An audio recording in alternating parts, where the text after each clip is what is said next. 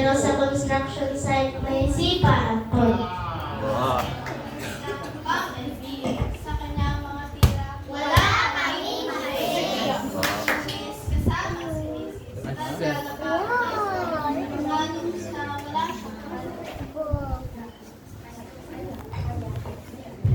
Araw-araw mga halaman dinidiligan. Tulad kami rin ay inalagaan. Tulad sa aming maging cheerful giver. Magdala ng bisita at manisol. Driver ng Rosella ay sweet lover. Walang pulis, walang ligtis. Mabilis ang galaw, ayaw sa mga lagaw.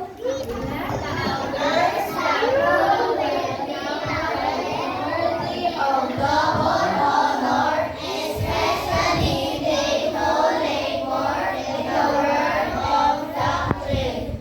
First Timothy chapter 5, verse 17. Happy birthday, Pastor! We love you! Oo, muna kayong almanes na magtataguyod ang ating persimbahan.